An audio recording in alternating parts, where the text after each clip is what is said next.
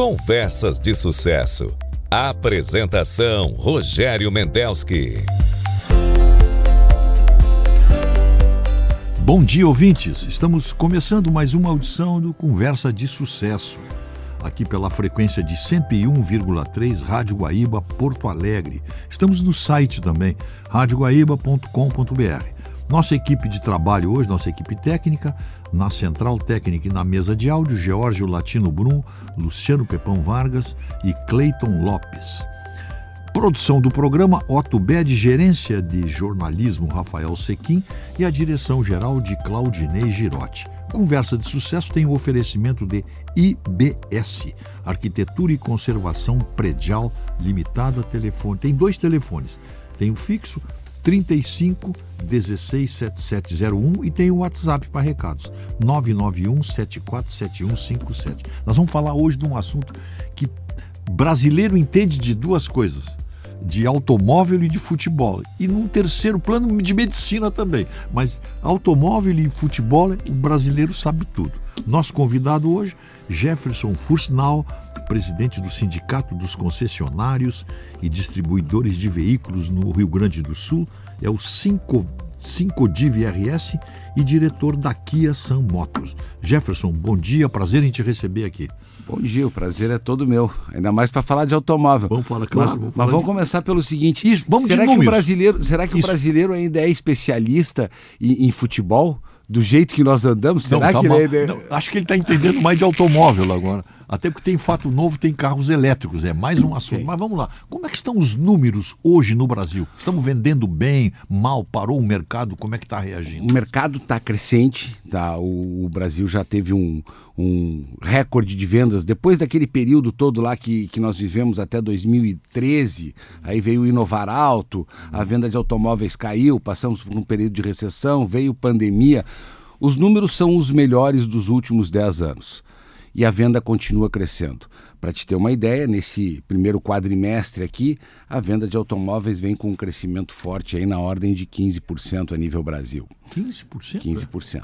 Crescimento anual. Crescimento deste ano em relação ao ano passado, com relação que ao já passado. Tinha sido um grande ano. Ótimo, O mercado ele está ativo, mesmo tu tendo uma taxa Selic alta, mesmo tu tendo diversas restrições a créditos, que a hora que tiver um crédito mais fácil, que tu tiver uma taxa Selic um pouquinho mais baixa, isso facilita a venda do automóvel, mas mesmo com todos esses fatores contra, o mercado de automóveis no Brasil vem crescendo. E vem crescendo o número de ofertas. Eu acho que essa é a grande diferença do que vem ocorrendo. O Brasil hoje ele trabalha para consumo, ele não trabalha para produção.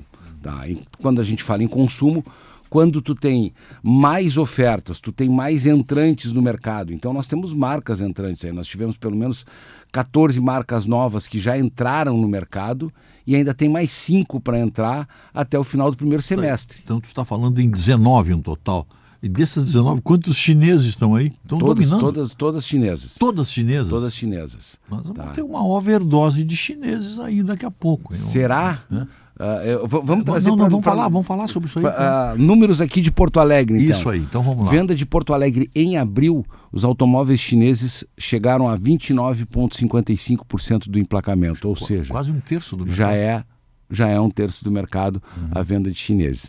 Algumas coisas que a gente tem que comentar que são completamente novas no mercado, para nós que estamos... Eu vou fazer 40 anos de mercado de automóvel agora na semana que vem. Está encontrando coisa nova. E estou encontrando coisa nova, desafio novo. Pela primeira vez na história do mercado automotivo no Brasil, em 2024 vendeu mais motos do que automóveis. Meu Deus do céu, mais moto. Mais moto do que automóvel. O Rio Grande do Sul não acompanha esse crescimento. Tá? Aí, 2025, tá? As motos cresceram 15% em relação a 2024 e os automóveis 5%, ou seja, aumentou a diferença em 2025. Sim. Se nós pegarmos especificamente esse ano de 2026, a venda de motos no Brasil tem um crescimento de 19% e a venda de automóveis 15%. Tá? Então, deixa eu te perguntar uma coisa.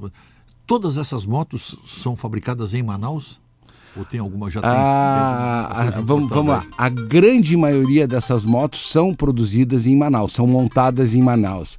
A maior parte das operações são operações CKDs, são motos nacionais, Mas já tem montadoras, por exemplo, em Pernambuco tem a Shinerai, que está produzindo motos lá, e tem algumas motos importadas. Mas a grande maioria é Manaus. A grande maioria. E esse mercado, ele é mais para moto popular aí do motoboy que vende mais, pegando essa figura. Isso, esse é o maior crescimento. Tá? Cilindrada. E isso a gente já traz um pouquinho para o estado do Rio Grande do Sul. O que acontece? A maior parte dos estados hoje deu isenção do IPVA para motos abaixo de 200 cilindradas ou abaixo de 160 cilindradas. É isento, na maior parte dos estados. Santa Catarina, Paraná, São Paulo, Minas Gerais. O que acontece com esse mercado? Hoje, tu não tem mais carro popular. Se tu for falar de carro popular, não existe mais. Tá? Então, quando tu não tem mais o carro popular, tu tem uma população com poder aquisitivo mais baixo, tu tem a tendência a ir para o produto que substitui. E a moto substituiu isso. Aí tu veio com a pandemia, onde tu teve um aumento desproporcional de teleentrega, da entrega a domicílio. Então tu tem um crescimento fantástico. Tu tem um crescimento hoje muito grande de locadoras de motos, porque esse cara nem sempre ele tem crédito. Como nós temos restrições a crédito, nós temos bancos que não financiam moto, esse cara acaba também indo para locação, porque tem várias locadoras de moto. Hoje já tem bastante locadora de moto. Muita locadora de moto, tá? E moto para trabalho. Não vai pensar que um cara que trabalha de motoboy ganha mal, não, porque esse cara ganha muito bem. Sim, mas trabalha feito um louco, mas ganha, mas realmente corre o risco, mas ele tem um ganho acima muito acima do mercado tradicional, da carteira assinada. Exatamente. Então isso é uma oportunidade de trabalho. E a moto gerou esta oportunidade de trabalho, além de substituir o primeiro veículo. Quando a gente vem aqui para o Rio Grande do Sul, a gente tem uma regionalidade. A venda de motos ela cresce muito na Grande Porto Alegre e Grande Porto Alegre. Tanto que, quando tu vai para o mapa de vendas do estado do Rio Grande do Sul, se tu vai para automóveis, tá? Alvorada e Viamão não aparecem dentro dos 10 municípios que mais vendem. Mas em moto, Canoas é o segundo, Alvorada, Viamão entram lá entre 5º e 7º municípios com maior emplacamento, com maior venda de motos. Por quê? Porque é o cara que usa a moto para se deslocar da sua casa até o trabalho, e ganha tempo, é qualidade de vida. A gente faz um comparativo com isso até um cidadão que mora hoje em Gravataí, se ele vier de Gravataí a Porto Alegre de moto, ele vai fazer esse trajeto em 30, 40 minutos, ele ganha em torno de 1h30 na sua vida, além do que, se ele pegar o ônibus direto de Gravataí a Porto Alegre, ele vai pagar a prestação da moto e o combustível. Sem dúvida. Então, olha o que os dois ganhos que ele tem na vida. Essa conta é boa, hein? O pessoal vê, hein? Os dois ganhos que ele tem na vida dele. Mas, enfim, esse é um dos primeiros, das primeiras mudanças que está ocorrendo no mercado, que é a venda maior de motos. Quando a gente vem para o mercado de automóveis, 2025, o Rio Grande do Sul fechou como o 5º vendedor de automóveis passeio, 5º maior do Brasil. Agora, quem está na frente? São Paulo, Rio, Minas? São Paulo, Minas. Tá? Em automóveis, o Rio de Janeiro não está na nossa frente. Minas. É São Paulo, Minas, Paraná. Paraná está com uma venda muito boa, em função até do emplacamento de locadoras. Esse ano de 2026, até Minas passou São Paulo em determinado momento também por causa das locadoras também. Tá. Santa Catarina e Rio Grande do Sul. Santa Catarina na frente. Depois vem o Rio de Janeiro, em sexto, na venda de automóveis. Quando a gente vem para o mercado de duas rodas, de motos, o Rio Grande do Sul é o 19º estado de participação. Na venda de automóveis, nós temos 4,8% da venda do Brasil. Na venda de motos, nós temos 1,7% da venda do Brasil. Coisa boa, já tem moto demais em Porto Alegre. Para que eu estou vendendo motos também. Bom, então para um pouquinho. Retiro o que eu disse. Para que eu tenho a Suzuki. Qual é a moto? Eu tenho a Suzuki Motos. A Suzuki duas rodas é comigo aqui. A propósito, eu sou o pessoal sabe, eu sou um suzuqueiro. Eu tive 17 Suzukis, eu sou apaixonado. E a Suzuki não está trazendo mais. Parece que está fora da... Qual é aquele programa que tem Proconave, qualquer coisa? Tem um programa a respeito de emissões, que eu sei que os carros da Suzuki não estavam correspondendo. Inclusive o Jimny eu não tô a par do assunto Suzuki. Coisa sobre isso, que eles tenham parado. A concessionária continua ali na Ipiranga. Claro. Eu sou duas rodas, a gente não tem contato com 4 rodas aqui no Brasil, são coisas todas totalmente separadas, tá? Mas existe esse programa sim da redução de emissão de poluentes, todas as montadoras foram obrigadas a diminuir o tamanho dos motores ou fazer ajustes para ter uma menor emissão. Eu sei que não houve ajuste com relação ao Suzuki, se não me engano, ao Jimny, mas também... E também sei que tu é suzuqueiro porque tu gosta muito de fazer trilha também, claro, tu gosta de andar no meio do mato. Aliás, já que nós estamos falando em trilha, eu não posso lembrar uma nostalgia. E a cabrita? A cabrita eu não tenho mais notícia. 7207, eu vendi a cabrita depois que ela serviu para ensinar minhas filhas a andar. Eu lembro da placa dela, 7207, hoje deve ser 7B07. Era uma Sportage branca, 1997, gasolina. Mas preparada, levantada. Preparada. Eu corria rally, eu fazia provas off-road com ela. Tá? Minhas filhas aprenderam a andar com ela, foi o primeiro carro. E ela foi vendida? Eu vendi ela. Da cabrita. Essa aí na nostalgia eu sou capaz de comprar de volta só para ter ela em casa guardada. Independente, um carro valente. Quem tiver a Sportage 7207, que hoje a placa deve ser 7B07, tá? Desculpe, 7C07, deve ser essa a placa dela hoje, uma Sportage branca 97. Eu fui proprietário dela por muitos anos. O primeiro modelo que saiu? Né? Aquele é o primeiro modelo saiu em 94. Ela já tinha um facelift ali de sinaleira, mas era igual. A estrutura toda, a carroceria, tudo era igual. E ela era diesel? Não, essa minha era gasolina. Tinha diesel e tinha gasolina, mas para correr eu escolhi a gasolina, que era um motor 2.0. A gasolina é melhor, né? Claro. Acaba sendo melhor, tem um pouquinho mais de Então tu força. fizesse da cabrita, né? Vendi a cabrita. Tá. Aí agora eu faço trilha de moto, então, né? Agora eu ando de V-Strom para fazer trilha de moto. Eu estava falando, tu tens uma marca de moto espetacular, que é a Moto Suzuki. Eu tenho um amigo que tem uma Suzuki, acho que 1.200 cilindradas. 1.300, uma Hayabusa. 1.300, isso aí. Uma Hayabusa. O Marcelo Zilberstein, ali da Rispoli, tem uma Suzuki que é espetacular. Pô. Essa é uma nós moto estamos falando icônica. de outra qualidade. Estamos falando... eu sempre brinco aqui, mas tem um motociclista e um motoqueiro. Essa Suzuki é para o motociclista, não é? Exatamente. O motoqueiro é 150 cilindradas, 120, 150. Né? A gente não divide por cilindrada, a gente divide até pelo jeito de andar. O motoqueiro é o cara agressivo, aquele que tu não gosta no trânsito. Exatamente. E o motociclista, o motociclista é o cara... O motoqueiro é cavalheiro, é gentleman. Gosta de viajar, que ocupa o seu espaço. Claro. Tá? Mas a gente tem que também aprender aqui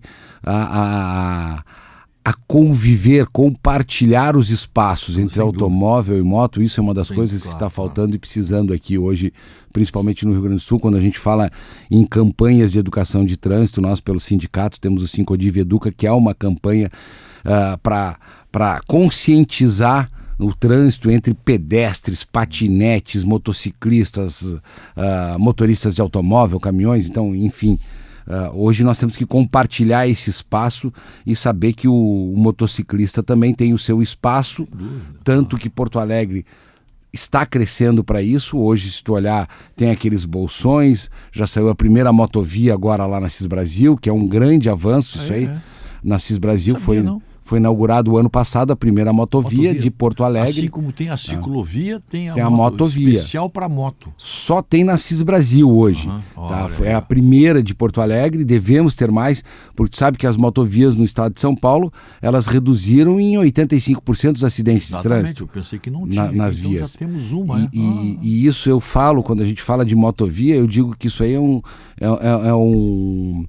parecer de saúde. Aí tu vai me perguntar o que tem a ver com saúde. Quer desafogar as emergências dos hospitais, diminuir o acidente de motos. A cadeia de benefícios que isso gera. E Porto Alegre está crescendo nesse sentido. Que boa notícia. Pô. Vamos falar um pouquinho de carro elétrico. E aí? Carro elétrico. Vocês têm carro elétrico. Entre as novidades, eu já andei num carro elétrico. Eu tenho na minha linha o EV5 e o EV9, que são carros 100% elétricos. A Kia focou muito nos carros híbridos.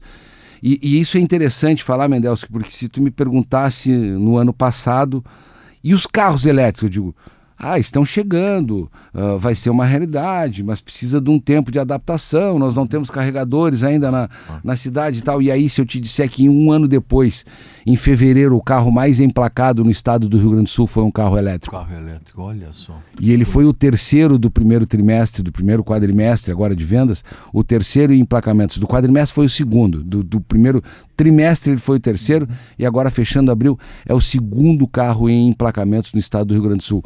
E nesse passeio, sentido, claro, né? Carro passeio, tá? um carro muito utilizado hoje para os aplicativos. Exatamente, é isso aí. Porque ele é um carro 100% elétrico, numa faixa de preço abaixo de R$120 mil, onde os motoristas de aplicativo têm feito esta opção por este veículo, pela economia em relação ao consumo. Então hoje automóvel elétrico já é uma realidade. E aí tem que dizer de novo que o Rio Grande do Sul é vanguarda, porque enquanto o setor de eletrificados, automóveis elétricos e híbridos no Brasil, tem aí em torno de 20% de participação nas vendas, aqui no Rio Grande do Sul nós já estamos com 25%. Opa. Então olha as novidades. Mais de 20% no Brasil de carros eletrificados, entre híbridos e elétricos. Novidade, primeira vez na história que um carro elétrico é o mais vendido, mais emplacado no estado do Rio Grande do Sul. Novidade, primeira vez na história, e esse ano de 2026 tem mostrado isso, que emplacam mais carros elétricos do que híbridos. Essa é uma outra novidade do mercado. Entre o elétrico e o híbrido, o elétrico puro... Até o final de 2025, o híbrido emplacava mais do que o elétrico. A partir de 2026 e principalmente pós o início da guerra com o Iraque, já passou. Quando a gasolina subiu, o elétrico cresceu e passou o híbrido também no seu volume de vendas. Então olha a quantidade de movimentos que o mercado está fazendo. Tu tem entrada de chinês, tu tem mais venda de moto, tu tem uma participação dos veículos elétricos, tu tem um crescimento maior de elétricos do que híbridos. Hoje, para te ter uma noção, o mercado de elétricos comparado com o ano passado, ele cresce 168%, o mercado de híbridos cresce 80%. Meu Deus do céu, que coisa que... Tanto que nós já temos 25% Eu tenho lido carros. E acompanhado, às vezes, opiniões aí de pessoas que realmente são conhecedoras do assunto, e eles fazem elogio 100% do carro elétrico para quem é urbano. Para o uso urbano, eles dizem que o carro elétrico é imbatível e vai superar tudo. Já para viagem, para rodovia, ainda está com um pouco de dificuldade os abastecimentos. Num trajeto longo, por exemplo, Porto Alegre-Curitiba, Porto Alegre-Uruguaiana, ainda está difícil. Por causa da autonomia. Ainda tem essa relação, nós ainda temos dificuldade com alguns Mas o híbrido não tem problema, né? O híbrido não tem problema nenhum, porque é só tu botar gasolina. E normalmente um carro híbrido, um híbrido full, quando tu enche o tanque dele, agora falando da minha marca, recém-lançada, chegou a semana passada aqui no Mercado Gaúcho, a primeira Carnival híbrida. A Carnival é o nosso carro para 8 passageiros. Sim, a Carnival é o top de vocês. É um top de linha, e agora veio a primeira versão dela com motorização híbrida. Até então ela era 100% gasolina. Eu ainda tenho a 100% gasolina dentro da loja, e agora chegou a versão híbrida. Quando tu abastece um carro, que tu enche o tanque de um carro híbrido, a autonomia dele vai girar em torno de 900 quilômetros, 1.000 quilômetros, dependendo. Ele faz o jogo ali. Tanque, ele faz um jogo. Mas mesmo assim, tu botou gasolina, ele recupera esta autonomia. Claro. O carro elétrico não. O carro elétrico, tu gastou a bateria, tu é obrigado a ter um posto de carregamento. E isso nós ainda temos que mexer na infraestrutura dentro do estado do Rio Grande do Sul. Quando tu vai para a Serra hoje, tu já não tem mais esse problema. Gramado e Canela já se preparou para isso. Claro, então... Litoral do Rio Grande do Sul, verão de 2025, era muito ruim o abastecimento de carros elétricos, tu tinha fila. Verão de 2026 já melhorou bastante. E agora Porto Alegre, com os 3 primeiros pontos inaugurado agora essa semana, né? Que foi inaugurado essa semana, mais um avanço da cidade de Porto Alegre, se não me engano é Praça da Encol, Parque Germânia, e tem mais um ponto de carregamento já, que são carregamentos público-privados. São concessões que a prefeitura deu para Qual é o tempo para botar uma carga completa? Demora ainda bastante? Vai depender muito do carro que tu tem, mas principalmente da potência do carregador. Eu acho que essa é a grande diferença. É o que se fala bastante. Os carros né? vêm com um carregador que tu bota na tomada da tua casa, só que ele vai levar em torno de 30 horas para carregar naquele carregador que claro, vem, porque ele é um carregador fraquinho. Carregador comum, claro. Né? E aí ainda vem aquela polêmica, às vezes mas e o carro elétrico, ele pega fogo? Qual é o problema do carro elétrico? Volta e meia vem essa pergunta para mim, eu digo, olha, o problema do carro elétrico não é o carro elétrico, é o brasileiro.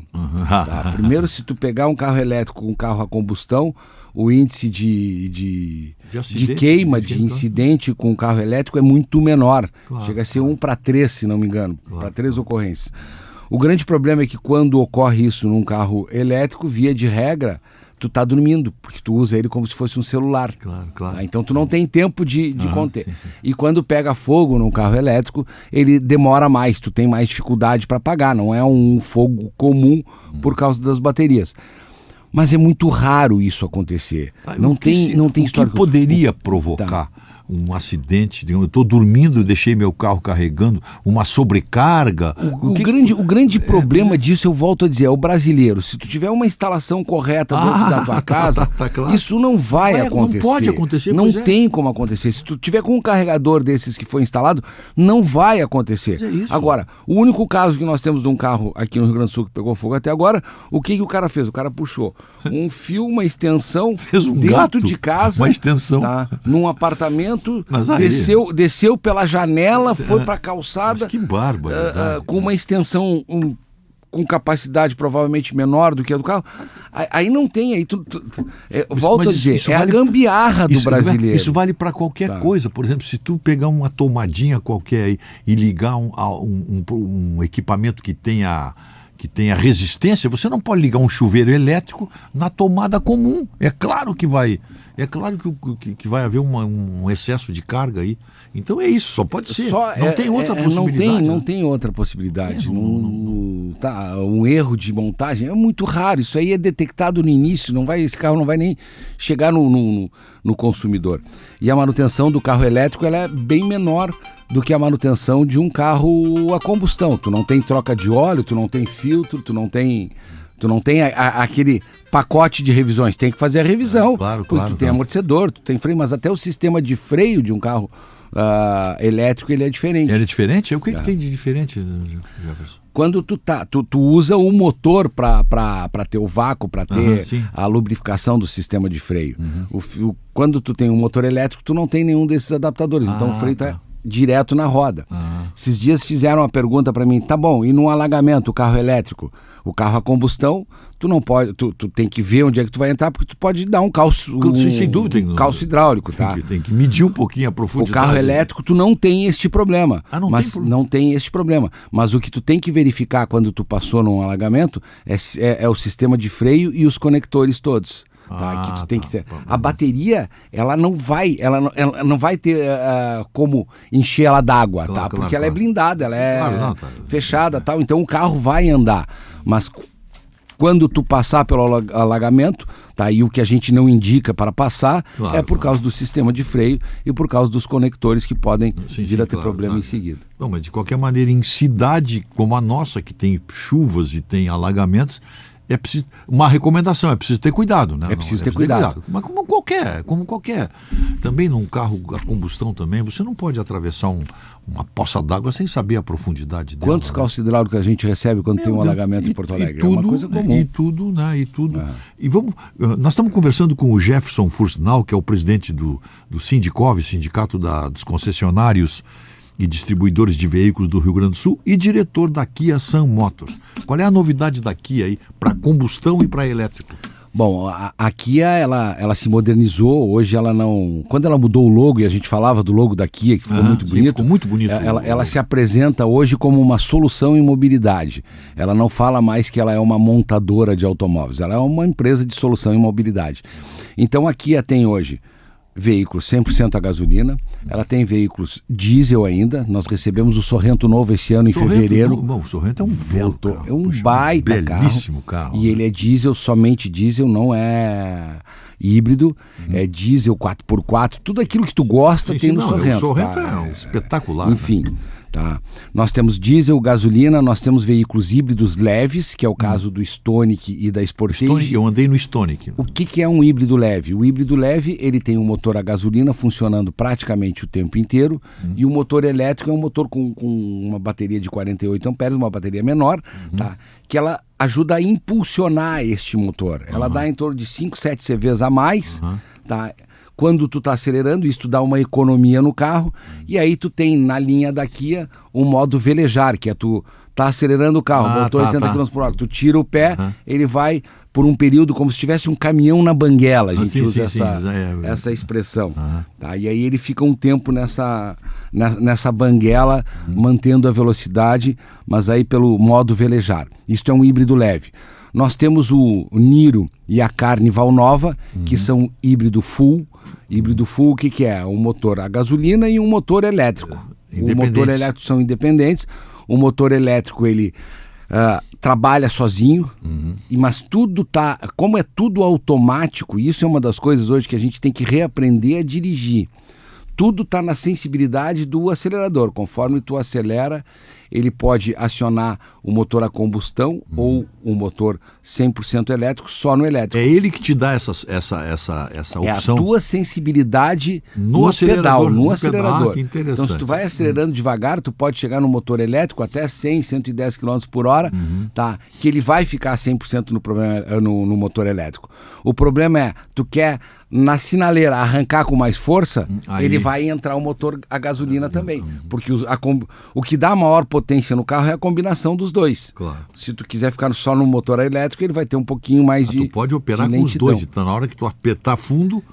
Ele vai operar. Se tu fizer uma ultrapassagem na estrada, ele vai operar os dois. Vai operar os dois. Vai operar os dois, sempre, tá? E isso tudo é ele que faz automático, não é tu que coordena. Não tem um botãozinho lá que eu vou coordenar, não. É ele que faz automático.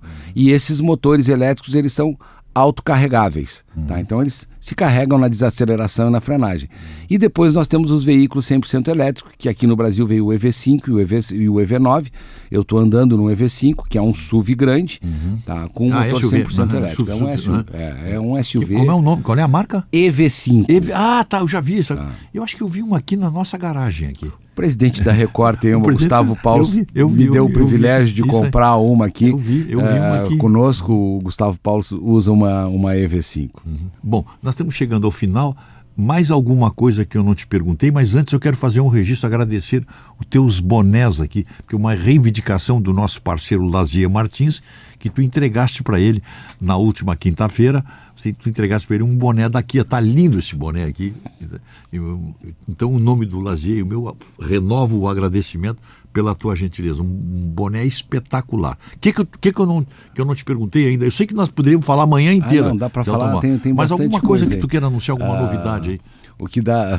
Vou brincar com a história dos bonés, né? O Otto disse que eu não podia vir aqui se eu não trouxesse os bonés. Então eu tive que passar na concessionária antes para pegar os bonés. Mas o Otto é um conhecido de bastante tempo que a gente gosta muito. Só para registrar como o ano está bom, e o Rio Grande do Sul ele sempre começa um pouquinho defasado em relação ao Brasil. Nós normalmente fechamos o ano melhor. Dezembro normalmente é um mês que o Rio Grande do Sul ultrapassa o resto do Brasil, ou tem um desempenho melhor na venda de automóveis. Dezembro.